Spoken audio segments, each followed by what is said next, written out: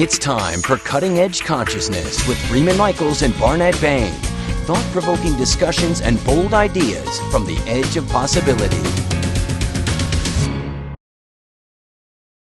Welcome to Cutting Edge Consciousness. Freeman Michaels here with my co-host, Barnet Bain. That was your cue. That was my cue. You have to say who you are when I set up like that. I was in a little mind blip there. I was in a little altered state there, but it is really good to be back. Yeah, it's great. I'm excited too because something happened recently in our lives, but realistically in lots of folks' lives, that we had the opportunity to sort of process through. We serve as that for each other as friends and colleagues and whatnot. We just happen to hang out a lot besides doing this show. And the stock market had its mini crash and lost, 500 points, 600 points, a lot of points in a very quick period of time. May or may not be finished with that, as we speak. But the experience of going into some catastrophic thinking, I had a bit of it. My spouse, my wife had a bit of it, and we had this moment where we were sort of panicking, and it's very easy to do that. And I know you said, you had a flush. You had a sort of flush of like, oh God, even though you don't necessarily have a lot of money in the market, it's still that thing of, I have these little retirement things that have lost most of their value, but I wasn't relying on them. But it's still challenging when something like this occurs, and we had such a phenomenal conversation about how we wanted to relate to it. And this is a theme that's been coming up so much, Barnet, for you and I, is the point of choice.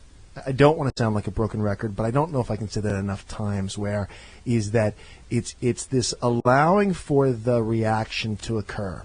In other words, yes, I got flushed and triggered, and I even went on a ride, and my wife and I collectively went on a ride. The choice between what and what? There was an awareness, while all of this was going on, that there was another reality, another experience. And this is not conceptual, Barnet. This is real. This is the work I've been doing. This is the awareness I have, the self I have developed that is so valuable and so capable of responding to whatever happens in the stock market. Well, responding to who is what I would introduce here. I mean, we get triggered. I got triggered. Let me talk about it in the first person. Yeah, I got triggered.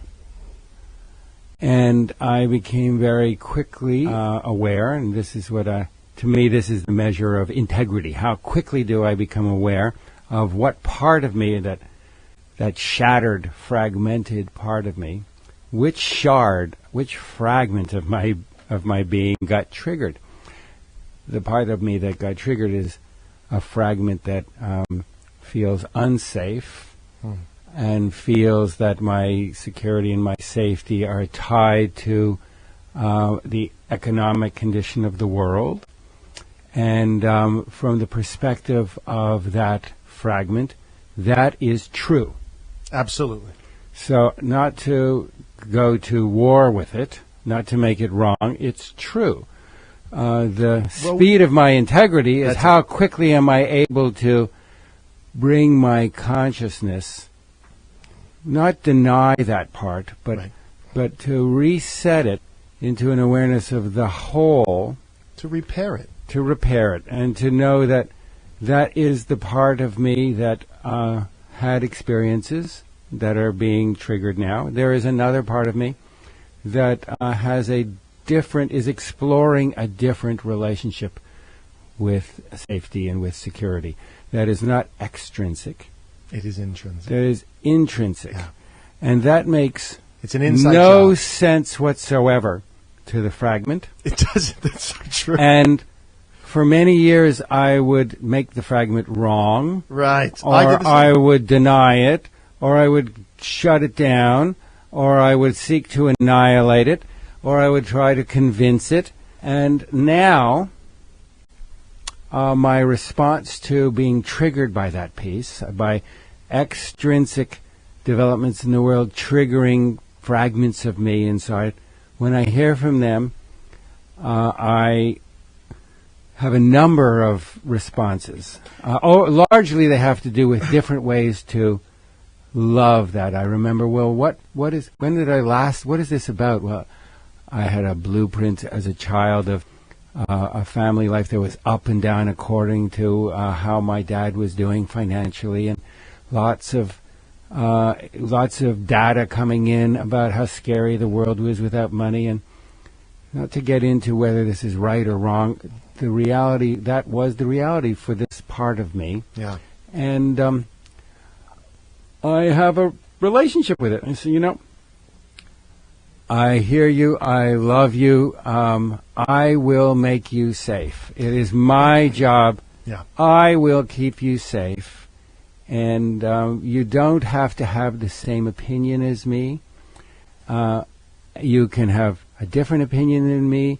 You can feel less than me. You can feel more than me. You can feel different than me. All of this is okay. Yeah. All of the sorts of messages that in a more perfect world, my parents had more parenting skills. They did the best they could. Absolutely. As I did the best I could with my child. Had I had more parenting skills with, Right. with Sophie, Who knows? Who knows? Yeah. But I have now a little bit more parenting skills for myself. That's it. To say, whatever it is, you can be different than me, and I will love you no matter what.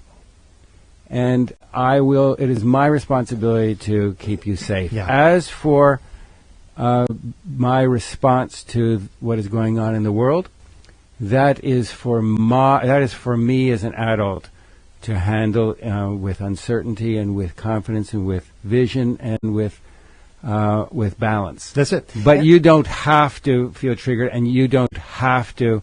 I don't have to allow myself to become a vehicle for you to live in my world. Yeah, it's a consciousness that's big enough to hold these fractured parts of ourselves without going on the ride, without identifying with them. I mean, the truth is, we may have an experience. I have an experience often of a flush, and when I'm in that flush, it feels so real, and it's very hard. As it you is said. real. I understand that, and I'm just making this point that it's very hard, and I'm not trying to talk myself out of the experience, and I'm not trying to. Again, it's like I have to allow that part of me to be alive that is going into all manner of catastrophic thinking and allow for that to bubble up, but not identify with it and not push it down, because pushing down is actually a way of identifying with it. What we do when we push it down and disown it, You're totally on board with it. is we create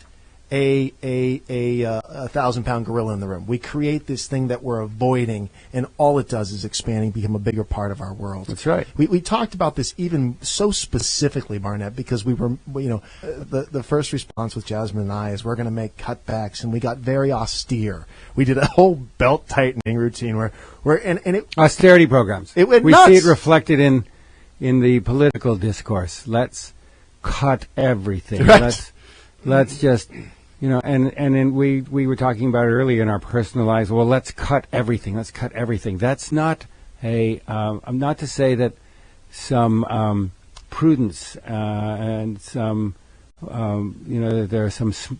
We don't abandon everything and be profligate in our spending, but to begin to cut and cut and cut and cut and cut and cut. It's meeting the panic at the level of panic, which promotes more panic. That's correct. Well, it's meeting the panic without with signal. more panic. It's meeting more panic within. Yes, and we can sometimes pretend that we're not panicked and that this is a logical, rational, but it is sort of back to basics, back to fundamentals in a world that does not operate on basics. Okay, and now fundamentals. we got to unpack that. That's dead on. I want to say this in very simple terms. The way we're talking about relating to the world is different than the way most of us have been taught to relate to the world. What feels very real may or may not be real. There's enough of an awareness that we can take a truth, for example, and we can promote that truth to where it's all encompassing of our lives, and that's fine. We can also take a truth and hold it as true, and hold something that seems totally contradictory as true and simultaneously. To be able to expand our capacity beyond the straight line, Yep. beyond the absolutes and guarantees of sort of very young adults or adolescent thinking, not that it's wrong, but it is developmental. It is developmental. To be able to hold a paradox, both and, that is a higher capacity. That is a higher capacity of intelligence. In that place, we can be triggered. We can own the fragment of me that is triggered, that part that only relates to absolutes and guarantees. And the part of me that is creative and that is connected to more or to spirit or to God or however we want to frame it. Mm-hmm. And that has a sense of vision and a sense of optimism. And those two signals together, those two signals together create a third signal. That is not this, that is not that, but it is stronger than the sum of the parts. They create a synergy. And we've talked about this in terms of a basis for creativity. We can call it consciousness. It's a broad enough consciousness to hold all of it. And what it promotes is a kind of creative response. We can really come to point of choice. And it invites innovation. It does. Invites something new. It is what it is required to balance delicately in this sort of dance with uncertainty. Mm-hmm. But the moment we become overly identified as opposed to relational with something that triggers us, then we tune, to use a radio analogy, we tune instead of the two signals, we tune one signal, we get a very clear reception of the unhappy station. And we experience then a heck of a lot more of the unhappy station. We experience it. Yes, versus exactly. allowing it to have its place in our experience. And I want to illustrate this a little further. When I said I went on a ride recently, you said to me, "How was it?" And I said it was bumpy. It's the nature of the ride. And where are you now? I feel like I'm pretty much through it. And it's interesting because what came after that was this tremendous relief at having that perspective. So I really don't want to. I have this fantasy for years, Barnett, where I would one day arrive at something like enlightenment. I don't know if that's how I exactly thought of it. Like a finish line. You had a fantasy you were going to break the tape. That's it. And then from there on, there would be no challenges. It's all tucked it's all in. gravy. You It's don't all have to tucked be in. responsible for your own creations, your own. We all have that. The crazy Me too. part is I'm so grateful for these little fragmented pieces of me. When I have compassion for it, my heart opens up, my world opens up, and I see all of it from a place of, I don't know if the word's benevolence, just like I see it all, I go, oh! And even, we had an experience, we were out the other night, and we met, and I'm just going to say it, I won't talk much about the guy, but we called him the weasel, because that was the energy he was coming at us with, and it was very weaselly. And to be able to meet that guy with a sense of compassion. Now, we still didn't want to talk to him because it was really... I have to tell this story. We were having a conversation with someone. We went to a screening together, having a conversation with someone, and engaged. It was a friend of yours, and this man kept coming up and trying to...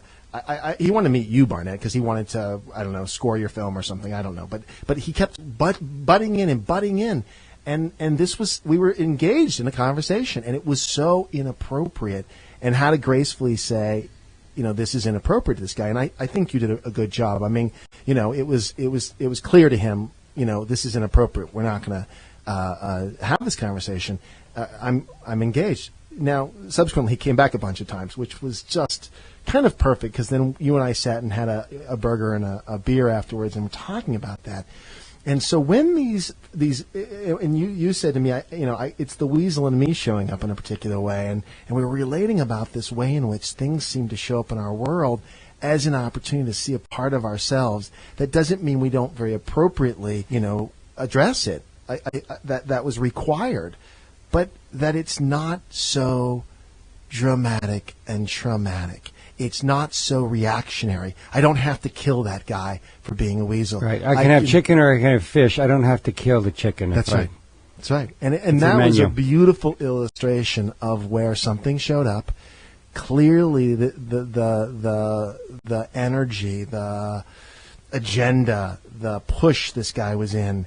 It was irritating, but it was irritating the part of me that is pushed in my life. But it's such a beautiful example that you bring up because Now to tie it back to the market, the market challenge, same recipe, same model, except on the market, all right, I've learned how to get over the hurdle of the weasel. Mm-hmm. The market is just a bigger hurdle to fly over, as if I was running track. So it just the hurdles just got raised 6 inches. I could handle the weasel reflection, and now can I handle the part of me that still gives away power to external forces, that fragment of me that's still very identified with finding safety and security extrinsically in a world or in a nest egg or in an authority figure or a father figure or a mother figure or however however anybody else has that set up. I'm being triggered again, and can I own that part of me and understand it and then sail above it? There is a wonderful acronym that I have a very, very dear old friend who I guess he just recently turned 95, who turned me on to my spiritual path many, many years ago. And he used to say, fear is false evidence appearing real. Mm. And if you focus a whole lot of attention into that false evidence appearing real, it appears more real. It gets more and more real.